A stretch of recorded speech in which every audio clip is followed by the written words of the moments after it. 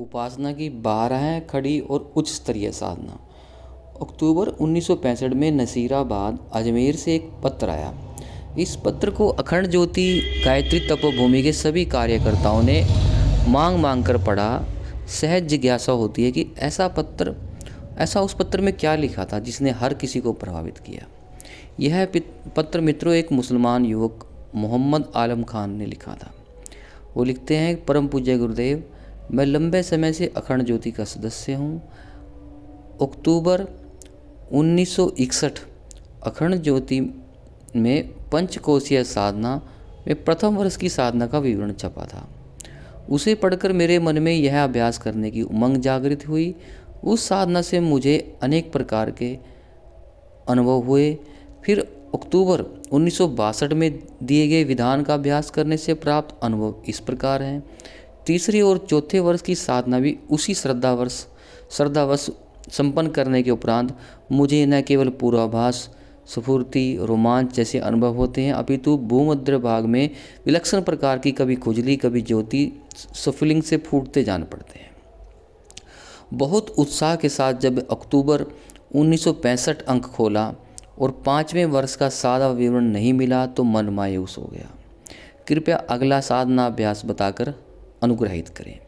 इस पत्र से जहाँ किसी साधक की मनोवृत्ति का परिचय मिलता है, वहीं परम पूज्य गुरुदेव के प्रति श्रद्धा भी उमड़ती है कि किस प्रकार उन्होंने श्रद्धालु वर्ग के लिए सरलतम प्रारंभिक साधना, इनिशियल स्टेज की साधना को उपलब्ध कराया। वहीं उच्च स्थिति के तार्किक व्यक्तियों के लिए भी पुरुषार्थ प्रधान उच्च स्तरीय पंचकोशीय साधना का प्रवेश विधान रच कर दिया। उन्होंने गायत्री महाविज्ञान तथा गायत्री उपासना विषयक की 24 ट्रैक्टों में ऐसी कोई भी बात नहीं छोड़ी जिससे फर्स्ट स्टेज के गायत्री उपासक को कहीं कोई दिक्कत आए। मुसलमान भाई प्राय अपनी धर्म के प्रति कट्टर होते हैं, पर यह पत्र इस तथ्य का प्रतीक था कि परम पूज्य गुरुदेव ने जो उपासना विज्ञान दिया वह किसी एक वर्ग, वर्ण, लिंग अथवा संप्रदाय के लिए नहीं, मनुष्य मात्र के आत्म कल्याण का बुद्धि संगत विज्ञान, तथ्य और तर्क सम्मत मार्ग प्रदर्शन है। यह एक ऐसी खुली पुस्तक है जिसे कोई भी पढ़े, अपने जीवन में धारण करे, हाथों हाथ प्रत्यक्ष फल देख ले। अखंड ज्योति 1964 पृष्ठ संख्या 46 की अंतिम पंक्ति में परम पूज्य गुरुदेव के लिखे हुए शब्द इस प्रकार हैं, जिन्होंने अभी इस मार्ग पर चलना आरंभ नहीं किया है, उन्हें चाहिए कि अवलंबन के एक परीक्षण के रूप में गायत्री उपासना आज शुरू करें और देखें कि उनके उज्जवल भविष्य की संभावना उत्पन्न करने में कैसे आश्चर्यजनक ढंग से यह महान उपासना सहायक सिद्ध होती है। इसी के अगले पृष्ठों में पिछले 3 वर्षों की उच्च स्तरीय साधनाओं का विधान फिर से दोहराया और उनका सम्मिलित अभ्यास करने का निर्देश दिया। 5वें वर्ष की साधना का विवरण उपलब्ध न होने से इस बालक को दुख हुआ।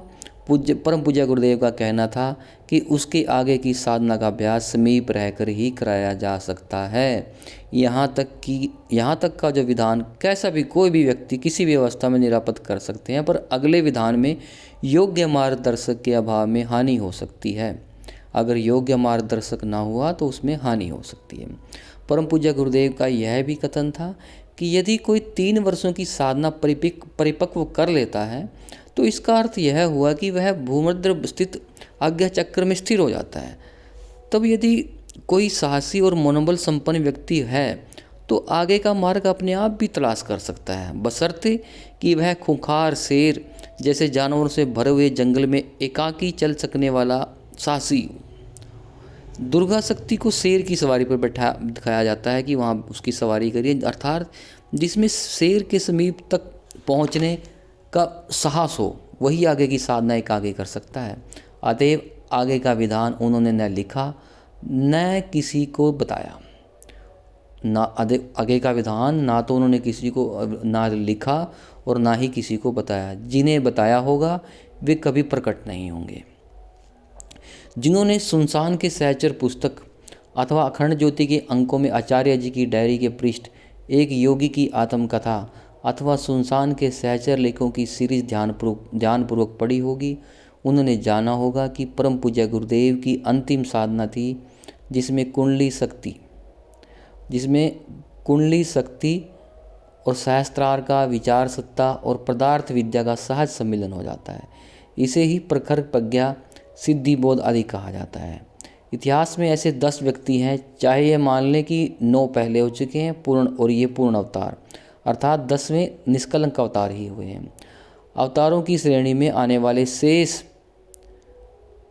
14 महापुरुष 14 संपूर्ण चक्रों का वेदन नहीं कर पाए। परम पूज्य गुरुदेव को 10वां पूर्ण अवतार मानने का यही प्रत्यक्ष उदाहरण है जो उन्होंने 1961 में पूर्ण किया।